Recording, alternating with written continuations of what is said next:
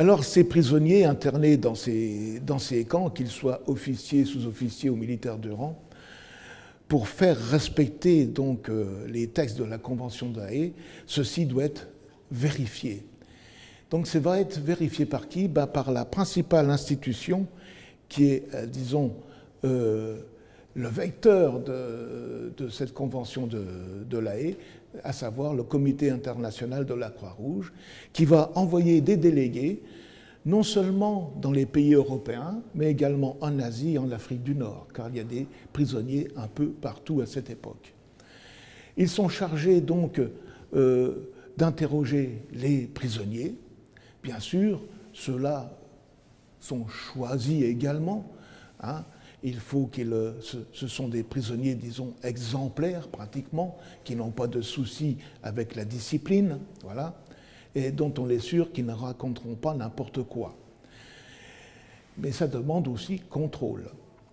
Il y a aussi, donc, ces délégués vont interroger également les chefs de camp, les responsables de la discipline à mettre en œuvre dans les camps, voir si celle-ci est conforme au texte en vigueur. Voilà. Ils vont s'inquiéter aussi donc de la santé des prisonniers, voir s'il y a un suivi médical et ainsi de suite. Donc ils vont prendre en compte donc pas mal de paramètres pour donc vérifier tout ceci. Ça fera l'objet également donc d'un rapport circonstancié et qu'il sera publié aux États donc belligérants. Il n'y a rien qui est caché. Voilà. Peuvent participer également à ce genre de visite dans les camps des pays neutres, comme une délégation suisse, une délégation espagnole. Il y a aussi la jeunesse chrétienne aussi qui peut participer donc également à ce genre de visite. Et puis, il y a des particuliers qui ont pignon sur rue dans certains gouvernements, qui se dévouent pour aller visiter à titre individuel quelques camps également et qui font également leur rapport. Donc vous voyez que l'état du prisonnier est quand même vérifié. Voilà. Ce n'est pas, disons, laissé à l'abandon, car pour éviter que les chefs de camp fassent n'importe quoi. Voilà.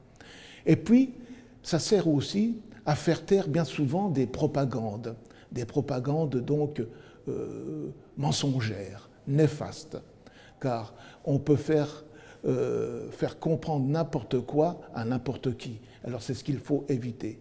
La réalité, rien que la vérité également.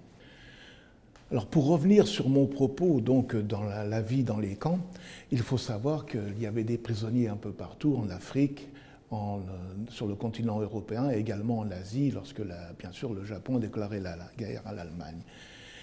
Et il y avait plus ou moins de souplesse donc, concernant la discipline. Les plus rudes, c'était les Russes, finalement. D'ailleurs, pour les conditions climatiques que nous savons donc, dans certains endroits de la Russie. Et puis, les Japonais, contrairement à ce qu'on pourrait penser, étaient très souples. Ils autorisaient même leurs prisonniers à aller en ville donc, pour se changer les idées, à la ville à proximité du camp.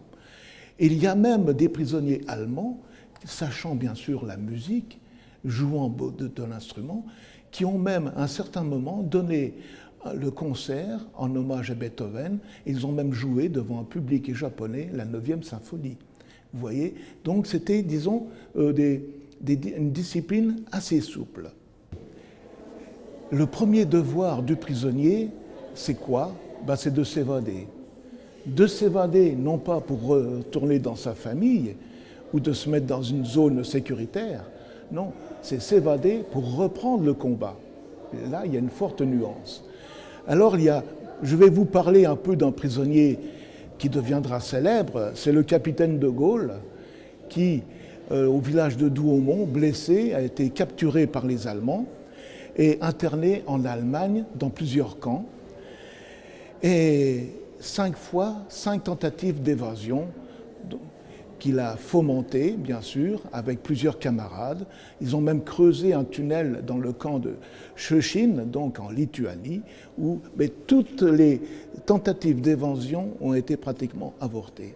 même s'il a réussi à prendre la poudre d'escampette sur plusieurs centaines de kilomètres des fois. Voilà, donc c'était une petite anecdote concernant ce capitaine de Gaulle interné dans plusieurs camps en Allemagne, comme Rosenberg, Schöchin, Würzburg, Ingolstadt, pour ne pas les nommer. Il est bien évident qu'en captivité, certains prisonniers sont décédés de maladies. Alors, ceux qui étaient décédés étaient donc inhumés à proximité du camp dans un cimetière provisoire, et ils étaient inhumés humainement, avec même les honneurs militaires. Et à cet effet, les soldats allemands donc édifiaient des petites stèles que vous pouvez voir à l'écran concernant la mémoire de ces gens-là. Voilà, vous avez quelques exemples devant vous. Maintenant, pour les retours, le retour à la fin de la guerre s'est fait de plusieurs façons. Suite donc à l'armistice signé donc, le 11 novembre 1918, il y a eu des clauses édictées pour le retour des prisonniers, selon les pays et selon les enjeux politiques de l'époque, bien sûr. Il y a même eu, un peu avant, les accords de Berne, pensés en décembre 1917, mis par écrit en mars et signé définitivement le 28 avril 1918, qui, ces textes prévoyaient donc l'aide au retour de certains prisonniers. Je veux dire surtout des prisonniers très malades, des prisonniers aliénés mentaux, et ainsi de suite, et qui transitaient bien souvent par la Suisse. Voilà, avant donc de regagner leur pays d'origine. Et puis il y a eu le retour dit normal pendant l'armistice et à l'issue de la signature du traité de paix de août 1919 à Versailles. Si certains pays ont libéré très vite leurs prisonniers, ce n'est pas le cas de la France. La France a voulu conserver un maximum de prisonniers chez elle. Pourquoi faire? D'abord, l'esprit un peu belliqueux à l'encontre de l'Allemagne. Ça a un peu joué également. Mais aussi, la France, dans ce grand quart nord-est, était très atteinte, donc, dans sa terre. Figurez-vous quand même qu'il y avait 600 000 maisons de détruites, 20 000 usines rayées de la carte, et millions d'hectares pollués qu'il a fallu déminer. Donc, tout ceci, bien sûr, demande une organisation et un effectif assez conséquent pour le déblaiement, la reconstruction et le désobusage, comme on disait à l'époque. Voilà. Donc, tout ceci fait en sorte que les Français ne voulaient pas, bien sûr, que les Allemands repartent immédiatement chez eux. Le dernier Allemand à quitter le sol français, donc ça fera en 1922. Mais c'est le dernier prisonnier dit normal. Maintenant, il faut savoir qu'au mois de mai 1923, il restait encore en France 8 prisonniers allemands. Mais pourquoi? Tout simplement parce qu'ils avaient quand même connu des ennuis judiciaires assez importants. Alors, le retour dans les familles et dans les villages, ce n'est pas vraiment ce que l'on croit. Ce n'est pas toujours les bouquets de fleurs qui sont là pour les accueillir. Car bien souvent, ça se passe mal également. Il y en a qui sont traités de lâches, d'abandon de poste devant l'ennemi. Comment ça se fait que moi, mon mari a fait toute la guerre et que toi, tu as été prisonnier? Comment ça se fait que mon mari a été tué et que toi, tu reviens bien vivant? Voyez? Donc, le prisonnier est accueilli d'une façon plutôt, disons, assez belliqueuse, peu courtoise. Et il va falloir qu'il se réintègre à nouveau donc, dans ce décor, disons, assez austère, finalement. Alors, le prisonnier, il faut savoir que lors des cérémonies officielles qui suivront immédiatement, si vous voulez, la fin de la guerre, il ne sera pas invité. Il va être plutôt évité.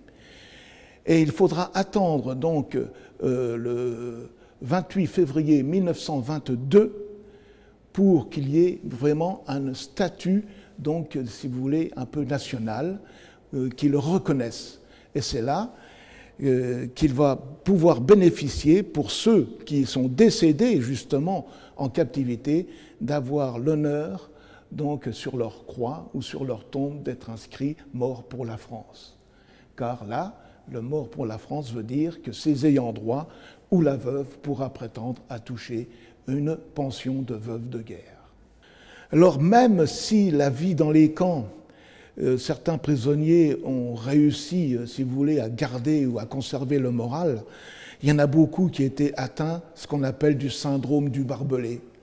Il y en a qui sont revenus malades, il y en a qui sont revenus stressés, il y en a qui sont revenus un peu, disons, dérangés. C'est pour ça qu'il y avait pas mal d'aliénés mentaux qui sont revenus également très atteints dans leur corps, dans leur chair, dans leur esprit également. Voilà.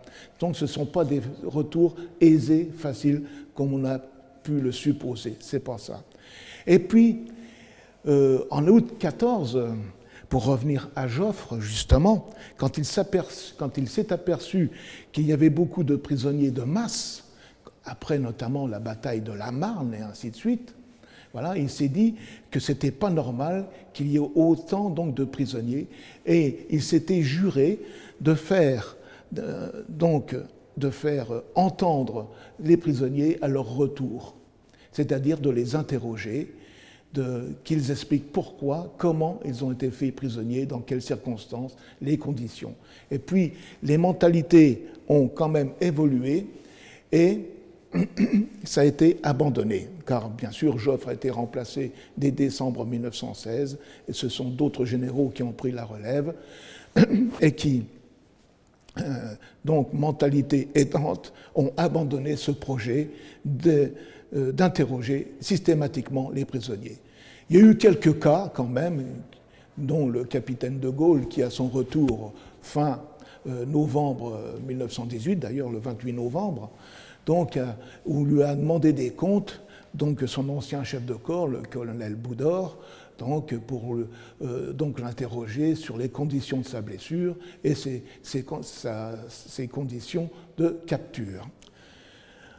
Alors, le comité international de la Croix-Rouge, qui existe donc depuis 1863 grâce à Henri Dunant, a institué le 21 août 1914 une autre entité dans son propre comité, donc, qui s'appelle l'Agence internationale des prisonniers de guerre, qui avait pour mission de faciliter les relations donc, des prisonniers avec les États belligérants, avoir donc des relations également familiaux et ainsi de suite. Voilà.